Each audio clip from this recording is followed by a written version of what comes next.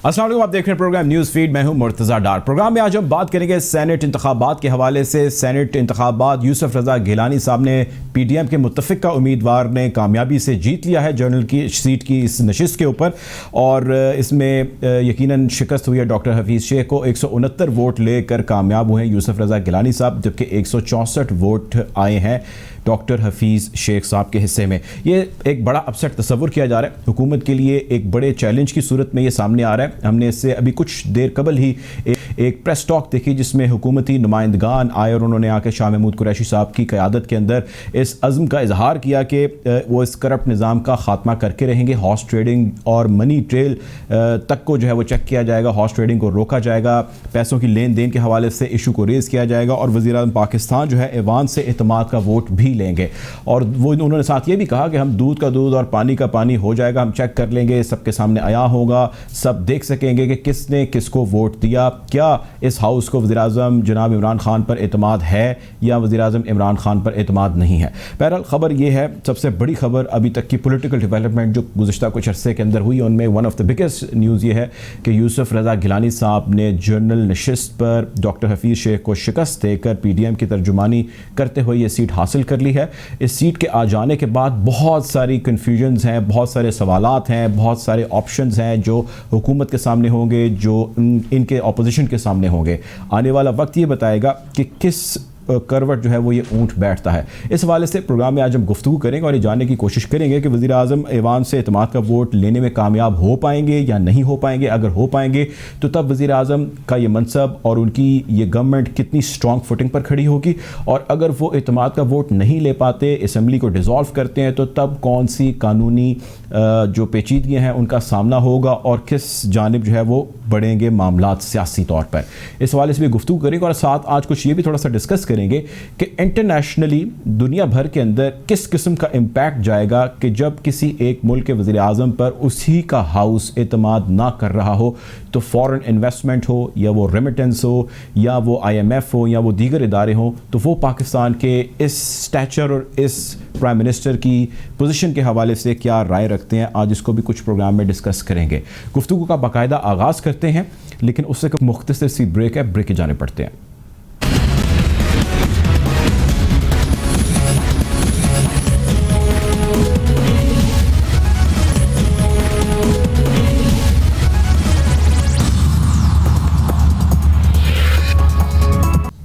Welcome back after the break. Programme में गुफ्तगू कर रहे हैं सेनेट इलेक्शन के हवाले से, और जो कानूनी पेचीदगियाँ या जिस कानून का रास्ता इख्तियार अपोजिशन करने जा रही है उस हवाले से भी बात करेंगे, और जो गवर्नमेंट ने प्लान किया उसको भी डिस्कस करेंगे। उश्तर रसाफ साहब प्रोग्राम में हमें ज्वाइन कर रहे हैं, साबिक attorney general of Pakistan. Welcome to the show. Sir ये बताइएगा कि अब वज़ीर-ए-आज़म इमरान खान ने ऐलान किया है कि मैं ऐवान से एतमाद का वोट लूँगा। मुझे सबसे पहले आप ये बताइए कि एक तो ऑप्शन ये है जिसको उन्होंने अवेल किया, इस सारे इलेक्शन जीत जाने के बाद यूसुफ रज़ा गिलानी के और कौन कौन सी ऑप्शंस थी जो गवर्नमेंट के पास थी, और उन पे कौन सी लीगल इम्प्लीकेशंस थी जो इनके आड़े आ सकती थी? गवर्नमेंट के पास अब ऑप्शन रह क्या गई है?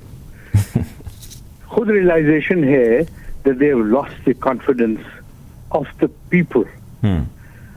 हाउस का कॉन्फिडेंस तो लेना अपनी जगह पे है, बट कौन सी मॉरल अथॉरिटी रहेगी? ये देखिए, he is the captain of the ship.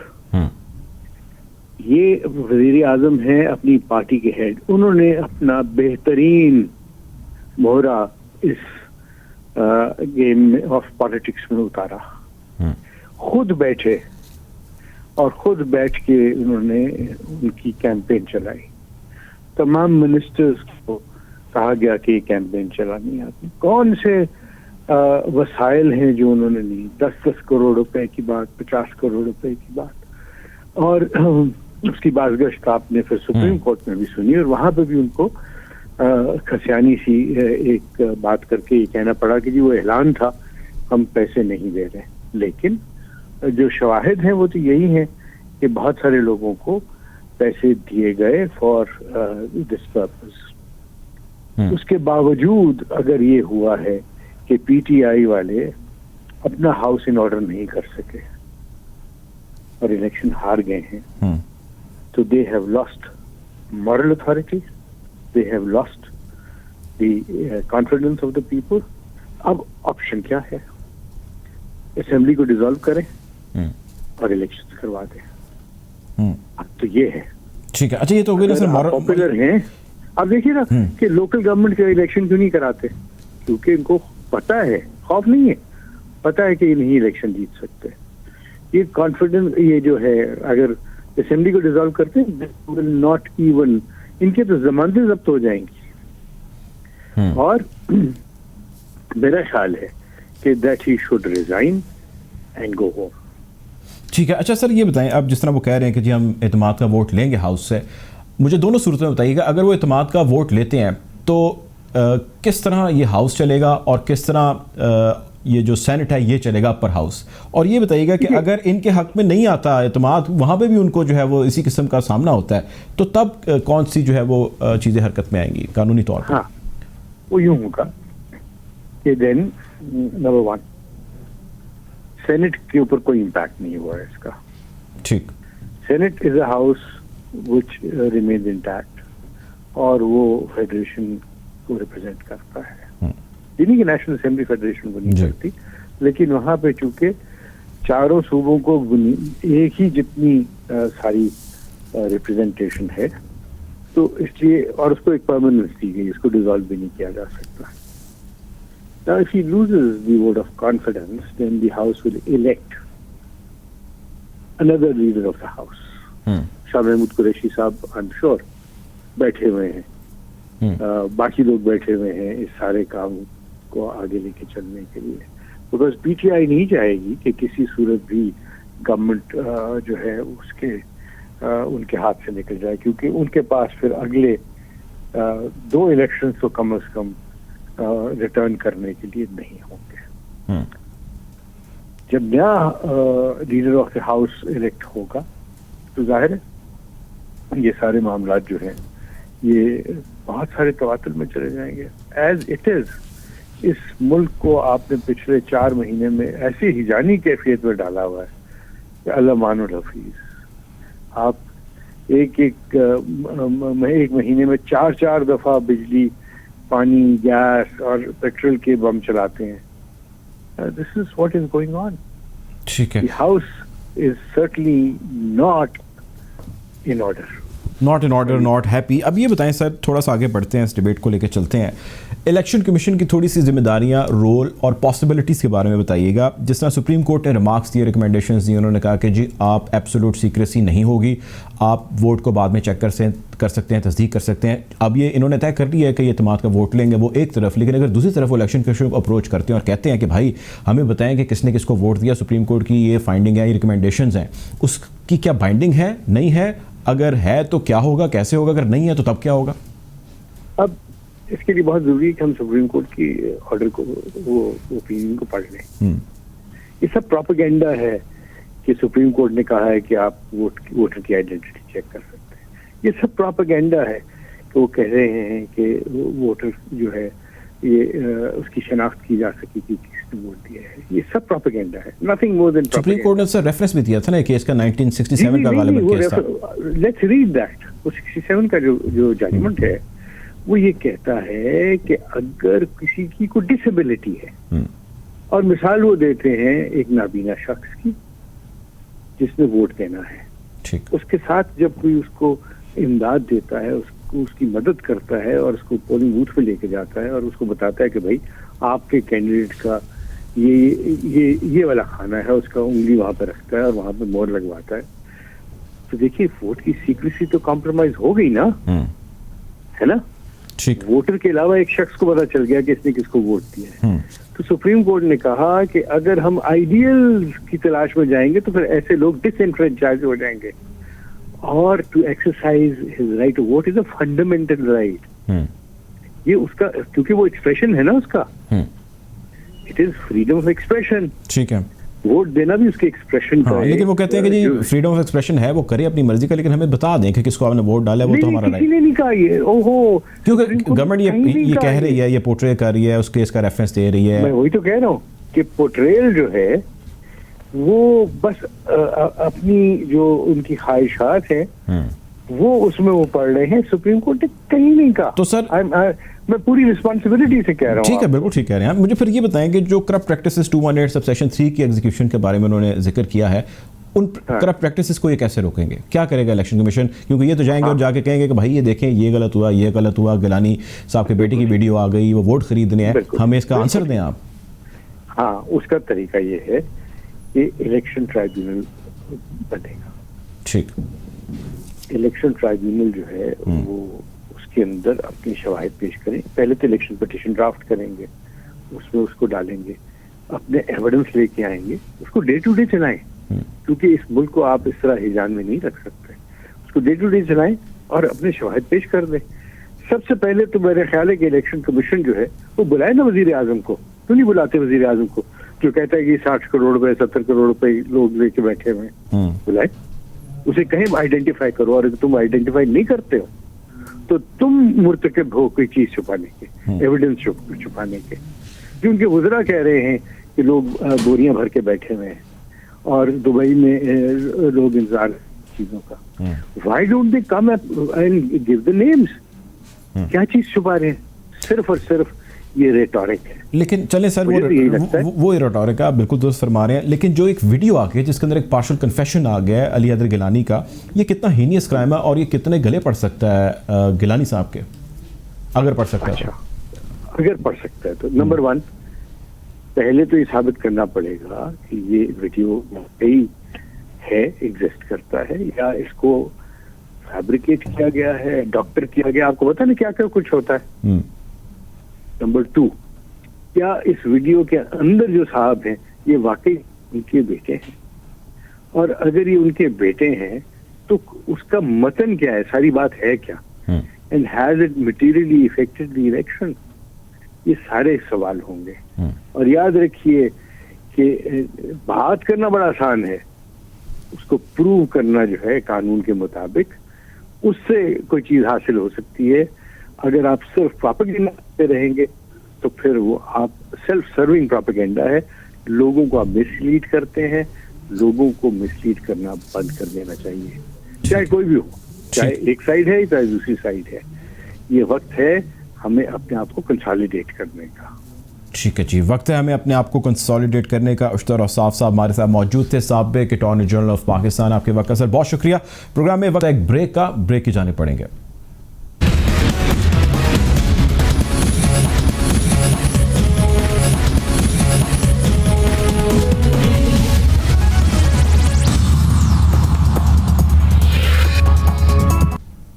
Welcome back after the break. Programme में हमें ज्वाइन कर रहे हैं अमीर अब्बास साहब, सीनियर जर्नलिस्ट हैं, एनालिस्ट हैं। Welcome to the show Amir Abbas साहब। अमीर साहब, आज जो कुछ हुआ सेनेट के इलेक्शन में वो हम सब ने देखा। एक बड़ा अपसेट इसको कहा जाए तो गलत नहीं होगा। इमरान खान साहब ने ये तय किया है कि इत्तेमाद का वोट वो लेंगे। ये बताइए कि इत्तेमाद का वोट उनको, उनका राइट है, उनको लेना चाहिए या उनको इससे पहले ही जो है असम्बलियाँ तोड़ देनी चाहिए, घर चले जाना चाहिए? ठीक है फैसला साहब, इसमें सीक्रेट बैलेटिंग में प्राइम मिनिस्टर के कैंडिडेट के खिलाफ वोट दिया हो, लेकिन जब शो ऑफ हैंड्स से vote of confidence, show off hands होता है ना, वो सीक्रेट बैलेटिंग से नहीं होता। तो जब वोट ऑफ कॉन्फिडेंस की वोटिंग होगी तो वो प्राइम मिनिस्टर के खिलाफ वोट देगा। कोई भी नहीं करेगा ऐसा, ना प्राइम मिनिस्टर की पार्टी में से कोई ऐसा करेगा, ना प्राइम मिनिस्टर की जो अलायंस में पार्टी शामिल है ना उनमें से कोई ऐसा करेगा। तो आप इस एक्सरसाइज से क्या फायदा हासिल करेंगे? ये एक लायानी और बेमानी एक्सरसाइज, ये सिर्फ आपकी अपनी जात को मुतमईन करने के लिए एक एक्सरसाइज है कि ये लोग मेरे साथ खड़े हुए हैं। तो भाई वो तो ये जो बदजमीर लोग होते हैं, जो बेजमीर लोग होते हैं, जो बदकुमाश लोग होते हैं, जो किसी नाचती हुई खातून पे, जैसे हमारे फ्यूडल कल्चर में लोग उसकी जेब पर पैसे फेंकते हैं, उसकी तौहीन करते हैं, ये तो पैसे तमाशा देखते हैं लोग। तो ये सीक्रेट बैलेटिंग में ये सारा काम करते हैं ना, ओपन बैलेटिंग में तो ये आपके खिलाफ वोट नहीं देंगे। तो मुझे तो समझ नहीं आ रही कि इस एक्सरसाइज से फायदा क्या होगा। हाँ, देखिए, जिसे कहते हैं to drive the nail right, यानी जब लोहा गर्म है तो लोहा गर्म इस वक्त प्राइम मिनिस्टर के सामने लोहा गर्म है। प्राइम मिनिस्टर के बैगेज है बहुत ज्यादा। डॉक्टर साहब, बैगेज कौन कौन सा है?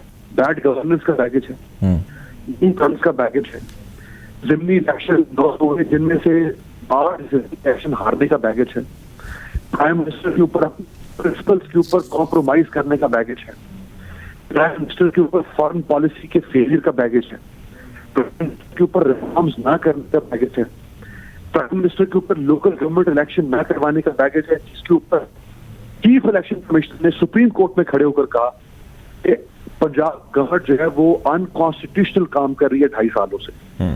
तो लोग प्राइम मिनिस्टर से फ्रस्ट्रेट होकर नाराज हैं। इस वक्त ये जो प्राइम मिनिस्टर की शिकस्त हुई है, इस शिकस्त की वजह से उनके जो नाराज लोग हैं उनके दिल में हमदर्दी पैदा हुई है इमरान खान के लिए, और एक ब्लेड फ्रॉड हुआ है इमरान खान के साथ। रियलिटी चेक मिला इमरान खान साहब को।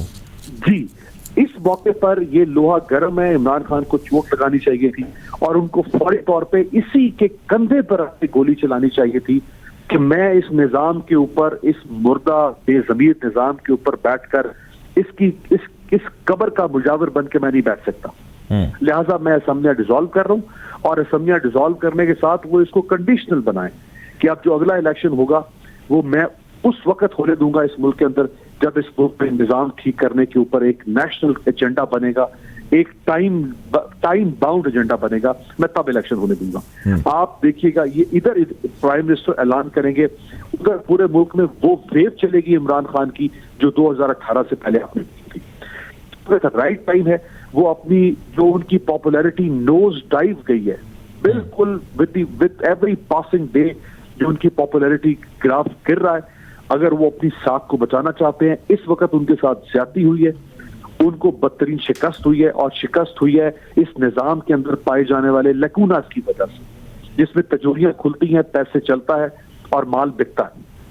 लेकिन हो सकता है कि अमीर साहब के उन्होंने या उनके जो एडवाइजर्स हैं उन्होंने ये नैरेटिव लिया हो, या उन्होंने इस वजह से ये एक्शन लिया हो, उनका कहना हो कि हम इनके आगे सरेंडर नहीं करेंगे, हम सीसा पिलाई दीवार खड़े रहेंगे, ये हमें जहाँ जहाँ पे जिस तरह भी चैलेंज दे रहे हैं, जिस तरह उन्होंने हमें यहाँ पे चैलेंज दिया और हम हारे, लेकिन हम पीछे नहीं हटेंगे, क्योंकि कप्तान का आपको पता है कि वो पीछे नहीं हटते, वो खड़े रहते हैं और वो उसका दिफा करते रहते हैं। अगर जो आप ऑप्शन कह रहे हैं ये तो हाई एथिकल मॉरल ग्राउंड्स के ऊपर चीज़ें हैं जो हम एक्सपेक्ट कर रहे हैं कि वो कर सकते हैं, उन्हें करनी चाहिए थी। तो इस जो कवर है या जो इस एडवाइस है उनके एडवाइजर्स की या उनकी अपनी, इसके बारे में आपकी क्या ओपिनियन है? देखिए, वो क्या कर लेंगे, वो ज्यादा से ज्यादा यही कहेंगे ना जो 2 वीडियोस का लाइन है, वो उन्हीं 2 वीडियोस की बुनियाद पर अपना केस बिल्ड कर रहे हैं ना कि इलेक्शन से एक दिन पहले वीडियोस आती है जिसमें पता चलता है कि पैसा चलेगा, करप्ट प्रैक्टिसेस होंगी, वो इसी बुनियाद के ऊपर करेंगे ना। अच्छा, वर्स्ट केस सिनेरियो में वो सुप्रीम कोर्ट चले जाते हैं इस इलेक्शन के खिलाफ, और सुप्रीम कोर्ट ऑलरेडी एक वर्डिक्ट दे चुकी है। सुप्रीम कोर्ट इस इलेक्शन को कैसे नल एंड वाइड करेगी? मुझे तो समझ में नहीं आती कि वो नल एंड वाइड करेगी। आइन में कहीं भी ये बात नहीं लिखी हुई कि आप अपनी पार्टी के खिलाफ वोट नहीं दे सकते। जिन 9 लोगों ने उनकी पार्टी से या उनके अलायंस की में जो पार्टीज है उनमें से यूसुफ रजा गिलानी को वोट दिया है, आइन और कानून उनके ऊपर कैद नहीं लगाता कि आप वोट नहीं दे सकते। ये तो सिर्फ एक मॉरल ऑब्लिगेशन है ना कि आप जिस पार्टी के साथ खड़े आपने उसको वोट देना है। और सीक्रेट बैलेटिंग में जमीर नहीं चलता, सीक्रेट बैलेटिंग में नोट चलता। तो इसके ऊपर सुप्रीम कोर्ट ने कोई फैसला नहीं दिया। तो ये सिर्फ एक पॉलिटिकल मर्ज स्लिंगिंग शुरू हो जाएगी। पहले 2.5 साल हो गया, यानी पहले अभी 20 महीने हमजा शहबाज जेल में रहने के बाद बाहर निकला, वो विक्ट्री का निशान बनाकर इनको मुंह चढ़ाता हुआ जुलूस की शक्ल में फातिहाना अंदाज में प्राइवेट पहुंचा। क्या इनके पल्ले रह गया? क्या भरम रह गया इनके आपके निजाम का? आज अकरम दुरानी और इसहाक डार, जिन दोनों को ये करप्ट कहते थे, एक मौलाना की पार्टी के, एक इसहाक डार सेनेटर, उन दोनों के केसेस नैब ने इंक्वायरीज बंद कर दी हैं अदम सबूत की बुनियाद पर। करप्शन का सबूत ही नहीं मिला। कहां गया आपका बयानिया? तो जो मैंने आपको पहले कहा ना कि इनको आए रोज सेटबैक हो रहा है। आज इनके नामा माल में अगर चंद गुनाह है या चंद जो नाकामियां हैं तो ये अगले 2.5 साल में उनमें इजाफा होने जा रहा है। आज अगर ये लोगों के सामने चले जाएंगे, अपने आप को पेश कर देंगे, तो शायद इनको कोई सेफ एग्जिट मिल जाए लोगों के सामने। शायद लोग यानी अभी हम इस ऑप्शन पे बात करें कि इनको सेफ एग्जिट मिल जाए, कवर मिल जाए, यानी ओवरऑल आप ये कह रहे हैं कि जो गवर्नमेंट है या इमरान खान साहब है, ही इज अ फेलियर। जी जी बिल्कुल, ये इमरान खान साहब का ये फेलियर है। उनको किसी भी सूरत में मैं नहीं समझता ये कोई वाइज डिसीजन होगा कि वो इस सिस्टम को देखे ना, या तो इस सिस्टम से वो डिलीवर कर पा रहे हो या तो वो इस सिस्टम से परफॉर्म हार जीत छोड़ दें। क्या वो परफॉर्मेंस के फ्रंट पे कामयाब हुए हैं? क्या वो डिलीवरेंस के फ्रंट पे कामयाब हुए हैं? वो वहां पे भी बदतरीन तरीके से नाकाम हुए हैं। वो किस फ्रंट पे कामयाब होते हुए नजर आ रहे हैं? ये चंद जो दरख्तों की पूजा पाठ उन्होंने लगाई हुई है, इधर जाके नेशनल पार्क खोल देना, ये कोई वो तो नैरेटिव या एजेंडा नहीं था जो इमरान खान 26 साल तक कौम को दिखाते रहते। तो कोई बड़ा ब्रेक थ्रू तो वो नहीं कर सके इन 2.5 सालों के अंदर सिस्टम के अंदर। कोई बड़ा ब्रेक थ्रू जो है वो इमरान खान नहीं कर सके, इसकी अशद ज़रूरत थी उनको। प्रोग्राम में हमारे साथ अमीर अब्बास साहब मौजूद थे। वक्त की कुछ कमी का सामना है प्रोग्राम में, वक्त हुआ चाहता है एक ब्रेक की जाने पड़ेंगे।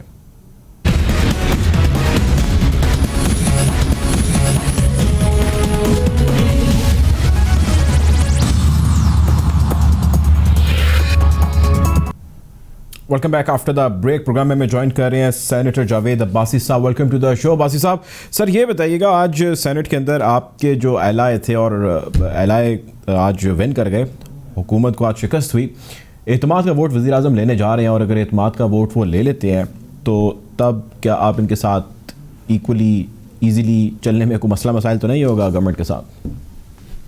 बिस्मिल्लाहिर्रहमानिर्रहीम, बहुत शुक्रिया। देखिए, आज की शिकायत के बाद मुझे यकीन है कि उनके लिए अदम इत्मीनान का वोट लेना कोई आसान नहीं है। और अदम इत्मीनान का भी उन्होंने अनाउंस किया, अभी वो वोट का वक्त आ रहे थे तो जब वो वोट ले लेंगे, क्योंकि आज जून के MLA वहाँ चले गए, मेरा नहीं ख्याल कि अब वो उनको इत्मीनान का वोट देंगे। लिहाजा ये एक बहुत मुश्किल मामला है हुकूमत के लिए, प्राइम मिनिस्टर के लिए कोई इत्मीनान का वोट ले सके। ठीक है। अच्छा ये बताएं सर कि आप अब as part of this whole alliance जो PDM है आपका, फ्यूचर क्या स्ट्रैटेजी है, क्या करने का इरादा रखते हैं? अब तो आप के हक में भी बहुत सारी चीज़ें हो गई हैं, मार्च के रिलेटेड या बाकी गवर्नमेंट की एजुकेशन से रिलेटेड चीज़ें आप कर रहे थे, उसका क्या प्लान है? PDM की लीडरशिप जो है वो कुछ ही दिनों में मिलेगी, उनको बैठ कर फैसले करने।